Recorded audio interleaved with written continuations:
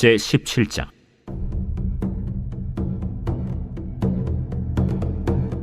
유다의 왕 아하스 제12년에 엘라의 아들 호세아가 사마리아에서 이스라엘 왕이 되어 9년간 다스리며 여호와께서 보시기에 악을 행하였으나 다만 그전 이스라엘 여러 왕들과 같이 하지는 아니하였더라. 아수르의 왕 살마네셀이 올라오니 호세아가 그에게 종이 되어 조공을 드리더니 그가 애굽의 왕 소에게 사자들을 보내고 해마다 하던 대로 아수르 왕에게 조공을 드리지 아니하매 아수르 왕이 호세아가 배반함을 보고 그를 옥에 감금하여 두고 아수르 왕이 올라와 그 온 땅에 두루 다니고 사마리아로 올라와 그곳을 3년간 에워쌌더라. 호세아 제9년에 아수르 왕이 사마리아를 점령하고 이스라엘 사람을 사로잡아 아수르로 끌어다가 고산 강가에 있는 할라와 하볼과 메대 사람의 여러 고을에 두었더라. 이 일은 이스라엘 자손이 자기를 애굽 땅에서 인도하여 내사 애굽의 왕 바로의 손에서 벗어나게 하신 그 하나님 여호와께 죄를 범하고 또 다른 신들을 경외하며 여호와께서 이스라엘 자손 앞에서 쫓아내신 이방 사람의 규례와 이스라엘 여러 왕이 세운 율례를 행하였음이라. 이스라엘의 자손이 점차로 불의를 행하여 그 하나님 여호와를 배역하여 모든 성읍의 망대로부터 견고한 성에 이르도록 산당을 세우고 모든 산 위에와 모든 푸른 나무 아래에 목상과 아세라 상을 세우고 또 여호와께서 그들 앞에서 물리치신 이방 사람같이 그곳 모든 산당에서 분향하며 또 악을 행하여 여호와를 경노하게 하였으며 또 우상을 섬겼으니 이는 여호와께서 그들에게 행하지 말라 하고 말씀하신 일이라. 여호와께서 각 선지자와 각 선견자를 통하여 이스라엘과 유다에게 지정하여 이르시기를 너희는 돌이켜 너희 악한 길에서 떠나 나의 명령과 율례를 지키되 내가 너희 조상들에게 명령하고 또 내 종 선지자들을 통하여 너희에게 전한 모든 율법대로 행하라 하셨으나 그들이 듣지 아니하고 그들의 목을 곧게 하기를 그들이 하나님 여호와를 믿지 아니하던 그들 조상들의 목같이 하여 여호와의 율례와 여호와께서 그들의 조상들과 더불어 세우신 언약과 경계하신 말씀을 버리고 허무한 것을 뒤따라 허망하며 또 여호와께서 명령하사 따르지 말라 하신 사방 이방 사람을 따라 그들의 하나님 여호와의 모든 명령을 버리고 자기들을 위하여 두 송아지 형상을 부어 만들고 또 아세라 목상을 만들고 하늘의 1월 성신을 경배하며 또 바알을 섬기고 또 자기 자녀를 불 가운데로 지나가게 하며 복술과 사술을 행하고 스스로 팔려 여호와 보시기에 악을 행하여 그를 경노하게 하였으므로 여호와께서 이스라엘에게 심히 노하사 그들을 그의 앞에서 제거하시니 오직 유다 지파 외에는 남은 자가 없습니다. 유다도 그들의 하나님 여호와의 명령을 지키지 아니하고 이스라엘 사람들이 만든 관습을 행하였으므로 여호와께서 이스라엘의 온 족속을 버리사 괴롭게 하시며 노략군의 손에 넘기시고 마침내 그의 앞에서 쫓아내시니라. 이스라엘을 다윗의 집에서 찢어 나누심에 그들이 느밧의 아들 여로보암을 왕으로 삼았더니 여로보암이 이스라엘을 몰아 여호와를 떠나고 큰 죄를 범하게 하매 이스라엘 자손이 여로보암이 행한 모든 죄를 따라 행하여 거기서 떠나지 아니하므로 여호와께서 그의 종 모든 선지자를 통하여 하신 말씀대로 드디어 이스라엘을 그 앞에서 내쫓으신지라. 이스라엘이 고향에서 아수르에 사로잡혀가서 오늘까지 이르렀더라. 오늘 새벽에도 주님의 보좌 앞으로 나오신 성도들에게 하나님의 은혜와 평강이 함께 하시기를 축원드립니다. 네, 오늘 열왕기하 17장 상반부 함께 살펴보도록 하겠습니다. 열왕기서는 이스라엘의 왕들에 대한 이야기이죠. 하지만 이것은 단순히 이스라엘 왕들의 역사가 아니고 왕같은 제사장으로 부름받은 우리들을 위한 복음의 메시지입니다. 솔로몬은 하나님의 말씀을 떠나 우상 숭배의 길을 가게 되었고 하나님께서 그를 돌이키기 위해 나라를 나누시는 충격적인 요법을 사용하십니다. 북쪽의 10개 지파는 여로보암에게, 남쪽의 유다 지파와 베냐민 지파는 르호보암에게 맡기시죠. 하나님이 두 왕의 기대하신 바는 하나님의 말씀으로 돌이켜 이스라엘 백성들을 하나님만 섬기게 하는 것이었지만 안타깝게도 두 왕 모두 우상 숭배의 길로 가게 되었습니다. 다행히 남유다는 아사 왕과 여호사밧 왕에 의해서 우상을 버리고 하나님의 말씀으로 돌아오게 되죠. 단지 이제 산당은 제거하지 못하였습니다. 반면에 북이스라엘은 여로보암이 만든 금송아지를 섬기며 점점 더 하나님과 멀어지게 되었습니다. 그 극점에는 아합 왕이 있었는데요. 시돈의 공주였던 이세벨과 결혼하며 바알 선지자와 아세라 선지자를 대거 유입시켜 전국적인 우상 숭배를 자행하게 하였습니다. 하나님은 엘리사와 엘리야를 동원하여 하나님께로 돌아오게끔 많은 이적들을 행하였지만 아합 왕은 회개하지만 백성들과 그리고 그 이후의 왕들은 하나님과 더 멀어져서 결국 아합의 가문은 멸망하게 되었습니다. 그 이후에 여러 왕조들이 있었지만 여전히 여로보암의 두 금송아지를 섬기고 우상들을 섬기며 점점 몰락의 길로 가게 됩니다. 오늘 본문에는 바로 그 북이스라엘의 마지막 왕이었던 호세아가 등장하죠. 반면에 남유다는 아사와 여호사밧으로 인해서 하나님을 섬기지만 사단의 이 다윗의 왕조를 몰락시키는 일은 끊임없이 진행이 됩니다.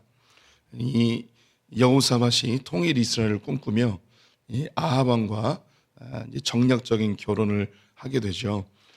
아합의 딸이었고 이세벨의 딸이었던 아달랴를 며느리로 삼았다가 이 아달랴가 다윗의 모든 후손들을 다 죽이는 씨를 말리는 엄청난 사건을 벌입니다. 다행히 요아스 왕이 그의 고모와 고모부에 의해서 구출을 받아서 성전에서 6년 동안 키움받고 7살 때에 왕위에 오르며 다윗의 왕조가 다시 회복되는 일이 있었습니다. 하지만 그의 고모부와 갈등이 발생하였고 고모부가 죽은 이후에는 하나님과 완전히 멀어지게 되었습니다. 그 이후 그의 아들이었던 아마샤도 교만하여져서 하나님과 멀어지며 남유다가 엄청난 큰 위기에 빠지게 되는데요. 하나님께서는 이 남유다에 하나님이 기뻐하시는 선한 왕을 우시아와 히스기야를 보내며 다시 재기할 수 있도록 기회를 주십니다. 이 히스기야 때인데요. 이 북쪽에 이 이스라엘이 이제 멸망하게 됩니다. 오늘 이제 호세아가 등장하는데요. 호세아 바로 직전에 베가라는 왕이 있었습니다. 이 베가는 북쪽에 아수르가 점점 강력해지니까 자신이 위협을 받는 느낌을 받았습니다. 그래서 이 베가, 북이스라엘의 왕 베가는 아람 왕, 지금의 시리아죠. 아람 왕과 함께 협력을 합니다. 아람과 이제 동맹을 맺게 됩니다. 둘이 힘을 합해서 아수르의 공격을 막아내려고 하였습니다. 친아람 정책을 쓰게 된 것이죠. 이 유대 역사학자인 요세푸스는 이 베가의 친구가 호세아였다고 합니다. 같이 전장에서 함께 싸웠던 같은 장수였는데 호세아는 생각이 좀 달랐습니다. 이 아람보다는 오히려 아수르가 강력해질 것을 느꼈고 북이스라엘이 살려면 아람이 아니라 오히려 아수르와 손을 잡아야 된다고 생각을 했습니다. 그래서 이 베가가 이제 왕이었기 때문에 이것을 실행하지 못하다가 이제 이 베가를 제거하고 호세아가 왕이 되면서 아수르 정책을 진행하게 됩니다. 이 아수르와 동맹을 맺게 되는데 동맹이라기보다는 속국이 되는 거죠. 아수르가 보호해주는 대가로 조공을 바치게 됩니다. 그런데 이 호세아가 처음에 이 아수르를 생각한 것보다 아수르가 더욱 커지게 되고 그 커지는 과정 속에 굉장히 폭력적인 폭정을 하게 됩니다. 그래서 세계 역사 속에서 가장 잔악한 제국을 꼽으라면 단연 아수르 제국이 1위에 해당이 됩니다. 그래서 더 이상 이 아수르와 함께 가는 것이 참 쉽지 않겠다라는 생각을 하게 됩니다. 그래서 이 아수르가 이제 왕이 바뀌게 되거든요. 오늘 성경 말씀에 보게 되면 3절에 아수르 왕 살마네셀이 올라오니 라는 말씀이 있습니다. 그의 아버지 디그라빌레셀이 죽고 그의 아들 살마네셀 5세가 왕위에 오르게 되었을 때 그 혼란한 틈을 타서 호세아가 친아수르 정책에서 이 아수르를 대항할 수 있는 힘을 가진 나라는 애굽밖에 없겠다. 그래서 친애굽 정책으로 바뀌게 됩니다. 이 친애굽 정책에서 그 왕으로 소개되는 사람이 4절에 보니 그가 애굽의 왕 소에게 사자들을 보내고 소라는 사람에게 아수르를 대적하는데 우리와 함께 손을 잡읍시다라고 하였습니다. 이 애굽과 손을 잡는 것이 좋은 정책이라고 생각했는데 사실 이 호세아는 애굽의 상황을 잘 몰랐습니다. 이 당시 애굽은 여러 부족들끼리 서로 알력 싸움을 하고 왕위 쟁탈전을 하는 매우 혼란한 시기였는데 이것을 간파하지 못했던 이 호세아가 애굽과 손을 잡았다가 이 소라는 왕도 얼마 있지 않아 퇴각되어져서 힘이 없어지게 된 거예요. 그래서 조공을 바치다가 조공을 안 바치니까 아수르가 공격해 들어오고 이 호세아를 감금해 버립니다. 그의 재위년도 6년째 됐을 때인데요. 그래도 이 북이스라엘이 아수르를 2년 동안 이제 막아냅니다. 하지만 3년째 됐을 때 이 북이스라엘은 아수르에 의해서 완전히 멸망하게 되죠. 이 멸망하게 되었을 때 이 아수르가 북이스라엘 사람들을 이주 정책을 하게 됩니다. 민족성을 다 말살시켜서 다시 재기하지 못하도록 하는 것인데요. 북이스라엘의 사람들을 다른 나라로 옮기고 또 다른 나라 사람들을 북이스라엘로 데려와서 그들이 혼합되어서 민족성이 사라지고 언어도 혼란해지고 힘을 모으지 못하도록 하는 정책을 하게 됩니다. 오늘 성경 말씀을 보게 되면 할라, 하볼, 메대까지 움직여지게 됐다고 합니다. 이 메대는 오늘날의 이란 지역입니다. 그래서 북이스라엘 사람들을 아수르 국토에 있는 이곳저곳으로 다 뿔뿔이 흩어보내서 그들의 정체성을 완전히 파괴해버리는 정책을 하게 되죠. 7절부터는 왜 북이스라엘이 멸망하였는가 그 이유에 대해서 설명을 해주고 있습니다. 하나님께서 이스라엘 백성들을 애굽에서 건져내셨을 때에 그들은 하나님을 잘 섬기지 못했고 하나님의 말씀도 따르지 아니하였고 금송아지를 만들며 우상 숭배하던 자들이었습니다. 그들에게 선지자들을 보내고 선견자들을 보내서 말씀을 가르치고 하나님의 뜻대로 사는 것이 무엇인지 하나하나 알려주면서 가나안 땅에 입성하게 해주셨죠. 가나안 땅에 입성하자마자 그들은 우상을 섬기고 산당에서 예배하고 하나님과 멀어지면서 그들은 점점 하나님 없는 삶을 살게 됩니다. 그때 하나님은 사울 왕, 다윗 왕들을 보내며 다시 나라를 재건시키고 하나님의 뜻대로 이 나라가 세워지기를 간절히 원했지만 또다시 하나님과 멀어지면서 그들은 중요한 4가지의 큰 실수를 하게 됩니다. 첫 번째는 유일하신 하나님만 섬겨야 되는데 여러 이방신들을 섬기게 됩니다. 두 번째, 하나님의 말씀을 따라 살아야 하는데 그들은 이방 사람들의 규례와 또 그들의 왕의 규례를 따라 살아가게 되죠. 즉 인간의 규례를 따라 살아갑니다. 하나님의 기준이 아니라 그 당시 유행하던 사람들이 제시하는 이것이 성공의 방법이다라고 너희들이 잘 사는 비법이다라는 그 인간의 규례를 따라 살아가게 됩니다. 세 번째는 말씀을 중심으로 한 성전의 예배가 아니라 그들의 소원 성취와 문제 해결을 위한 산당의 예배를 중심으로 그들이 신앙생활을 하게 되는 것이었죠. 세 번째는 인격적인 하나님을 섬기는, 네 번째죠. 인격적인 하나님을 예배하는 것이 아니었고 그들은 인격이 없는 돌과 나무로 된 우상을 섬기는 자들로 전락해버리게 됩니다. 그들이 타락한 모습에 4가지 형태가 나와 있는데 이 모든 것들을 하나로 응집하는 단어가 있습니다. 16절 말씀을 보게 되면 제가 15절, 16절을 읽어드리겠습니다. 여호와의 율례와 여호와께서 그들의 조상들과 더불어 세우신 언약과 경계하신 말씀을 버리고 허무한 것을 뒤따라 허망하며 또 여호와께서 명령하사 따르지 말라 하신 사방 이방 사람을 따라 그들의 하나님 여호와의 모든 명령을 버리고 자기를 위하여 두 송아지를 두어 형상을 부어 만들고 또 아세라 목상을 만들고 하늘의 1월 성신을 경배하며 또 바알을 섬기고. 제가 이야기하려는 것을 눈치채셨을 것 같은데요. 여기서 제일 중요한 단어는 말씀을 버리고 자기를 위하여 우상을 섬겼다는 것입니다. 그들은 여러 가지 형태의 범죄를 하였습니다. 하나님을 버리고 우상들을 섬기고, 말씀을 버리고 인간을 따라가고, 성전을 버리고 산당으로 가고, 하나님과의 인격적인 예배가 아니라 소원 성취를 위한 우상의 예배를 드리고, 이 모든 것들을 하나로 하면 자기를 위하여입니다. 그래서 우리 성도들에게 계속 말씀드리는 것이 죄의 핵심은 자기 중심성입니다. 나를 위하여. 하나님을 섬기는 것도 나를 위하여 섬기는 거죠. 여기 이제 우상들을 섬긴다고 하였는데 이스라엘 백성들이 하나님을 안 섬긴 게 아닙니다. 하나님께도 예배하고 우상에게도 예배합니다.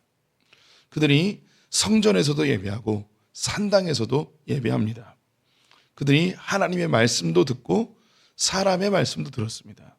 그런데 하나님의 말씀을 듣는 이유나 사람의 말을 듣는 이유나 성전에서 예배를 드리는 목적이나 산당에서 예배를 드리는 목적이나 하나님을 섬기는 이유나 우상을 섬기는 이유나 다 똑같은 거예요. 그 똑같은 하나로 뭉쳐진 한 가지는 자기를 위하여입니다. 하나님을 위한, 하나님의 말씀을 따라 사는, 하나님께 지배당하고 하나님께 통치당하는 삶이 아니라 자기를 위하여 하나님이 이용하고 조종하고 말씀 보고 예배하고 섬기는 그 모든 것들이 다 자기를 위하여 한 것이죠. 에덴 동산에서 아담과 하와를 미혹하였던 그 사단의 미혹이 바로 자기를 위하여 하는 것이었습니다. 하나님은 세상을 만드실 때 하나님의 통치와 명령이 아담과 하와를 통하여서 이 땅 가운데 실현되기를 원하셨습니다. 즉 아담과 하와가 자기의 뜻대로 세상을 다스리는 것이 아니고 하나님의 뜻이 그들을 통하여 흘러나와 하나님의 나라가 이 땅 가운데 이루어지기를 원했던 것이죠. 이것을 하나님은 영광으로 받으십니다. 하지만 사단은 너 하나님처럼 되라. 왜 하나님의 명령을 받으며 사냐. 네 뜻대로 네 마음대로 너를 위해 살아라 라고 미혹합니다. 결국 선악과를 따먹고 스스로 하나님 되어 자기 중심성 속에서 자기의 뜻대로 자기가 원하는 대로 그런 나라를 만들죠. 여기서 하나님을 안 섬긴 게 아닙니다. 참 우리가 우스운 게 뭐냐면 내가 하고 싶은 거 다 하려고 하면서 끝에 뭐라고 이야기하냐면 하나님 이것을 하나님의 영광으로 올려드립니다. 하나님 내가 돈 많이 벌어서 하나님께 영광을 올려드리겠습니다. 하나님 내가 세상에서 성공해서 하나님께 영광 돌려드리겠습니다. 내가 높은 자리 가서 하나님께 영광을 올려드리겠습니다. 내가 하고 싶은 거 하면서 하나님께 영광을 돌린다고 하죠. 하나님의 영광이라는 이름이 들어가 있으니 뭔가 굉장히 거룩하고 하나님의 뜻대로 행하는 듯 하죠. 하지만 여기에는 하나님의 뜻은 없고 내 뜻만 있고 그리고 이것을 잘 감추어진 거짓으로 하나님의 영광을 들먹이고 있는 것이죠. 북이스라엘과 남유다 크게 다르지 않았습니다. 우리도 마찬가지죠. 열심히 예배하고 열심히 교회 다니고 열심히 하나님을 섬긴다 하지만 그 안에 깊이 우리의 내면을 살펴보면 결국 자기를 위한 것, 이 안에 내가 뜻하는 것, 내가 원하는 것, 이것이 아주 교묘하게 자리 잡고 있음을 우리는 발견할 수 있습니다. 예수 그리스도께서 오셔서 하신 일이 뭐냐? 바로 이 나를, 내 자아를 파괴시켜 버리는 거예요. 어떻게 파괴시키는가? 주님의 빛으로 우리를 조명하시며 네가 얼마나 더러운 존재인지, 얼마나 참혹한 죄인인지 생각하는 것 모든 것이 죄에 쩌들어 있다는 것을 우리로 알게 하십니다. 지금 우리는 금송아지를 만들지도 않았습니다. 우리는 산당에서 예배하지도 않습니다. 우리나라 전통의 제사도 드리지 않습니다. 하지만 우리 안에는 교묘하게 숨겨놓은 우상들이 있습니다. 우리 성도님들에게 이미 몇 차례 말씀드렸는데 우리 믿음의 선배님들이 주님의 그 빛으로 조명받은 우리 내면 속에 있는 그 우상 덩어리들을 이미 다 알아내셨어요. 칼빈 선생님은 우리의 마음은 우상을 만드는 공장이다 라고 이야기하셨죠. 이 우상들을 종합해 보면 크게 네 가지예요. 하나는 인정이라는 우상, 두 번째는 평안이라는 우상, 세 번째는 통제의 우상, 네 번째는 권력의 우상입니다. 우리 성도님들은 자기를 아무리 감추려고 해도 우리 안에 이 우상들이 끊임없이 올라옵니다. 열심히 신앙생활하는 것이 자칫 담임 목사님이나 성도들에게 심지어 하나님에게 잘 인정받고 싶어하는 마음 때문일 수도 있습니다. 누군가 인정해주지 않으면 갑자기 심울해져서 모든 사역을 내려놓는 경우도 있죠. 조금만 상처받으면 끝내버리는 경우가 있습니다. 그때 잘 살펴봐야 돼요. 내가 사람에게 잘 보이려고 이렇게 열심히 헌신했구나. 하나님이 열심히 사역하면 복 주실 거라고 생각해서 하나님께 인정받으려고 했는데 열심히 사역했는데 하나님에게 복 받기보다는 고난이 찾아오면 하나님께 인정받지 못한 듯한 생각에 자기의 사역을 다 내려놓는 사람들도 있습니다. 두 번째는 평안입니다. 하나님을 잘 섬기는 이유가 내 가정이 평안하기 위해서 하나님을 섬기는 거죠.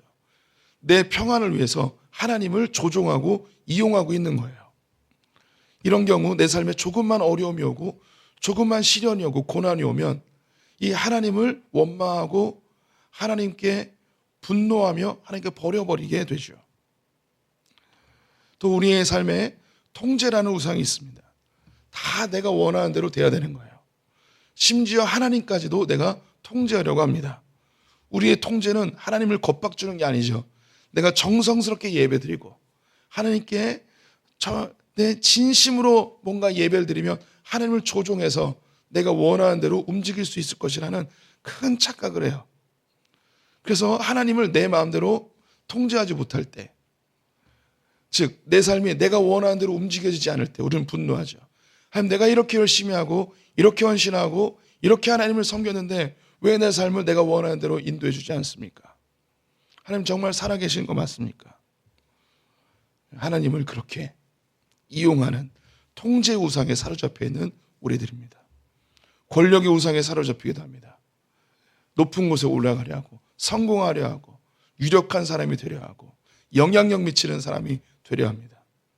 그래서 하나님께 열심히 헌신하고 열심히 봉사하는 게 하나님 나를 성경시켜 주십시오. 세상에 유력한 사람이 되게 해 주십시오. 돈 많이 벌게 해 주십시오. 열심히 헌신했는데 내가 원하는 위치에 올라가지 못했을 때 하나님이 안 계시다고 하나님 원망하며 살아갈 때가 있습니다. 이 모습은 저의 모습입니다. 그리고 우리 안에 있는 모습이죠. 복음은 우리에게 이 죄악된 우리의 모습을 철저하게 보게 합니다. 그래서 왜 보게 하시는가? 이스라엘 백성들이 우리의 샘플이에요. 그들은 하나님 안 섬긴 게 아니에요. 절기를 안 지킨 게 아니죠. 예배를 안 드린 게 아닙니다. 이 이후에 선지서들을 보게 되면 하나님이 이제 역겹대요. 지겹대요. 짜증난대요. 그래서 너희들이 예배할 때 내가 눈을 감아버렸고 기도할 때 귀를 닫아버렸고 이제 더 이상 예배 드리지 마라. 예배를 아무리 드리면 뭐하냐. 결국 그 예배를 통해서 나를 조종하고 이용해서 결국 너희들 원하는 거 얻어내려 하는 거 아니냐. 결국 예레미야 시대에 가면 하나님이 안식일과 절기를 계산하는 법을 잊어버리게 하세요. 이땐 달력이 없어서 날짜를 계산해야 되거든요. 그런데 그들이 전쟁통에 포로로 끌려가며 날짜 계산하는 법을 잊어버려요. 하나님이 그들의 예배를 거절해 버리시는 거죠.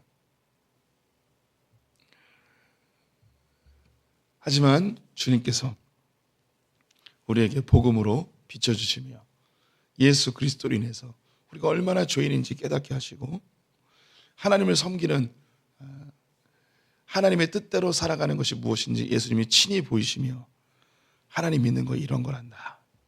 나로 말미암지 않고는 아버지께로 올 자가 없느니라.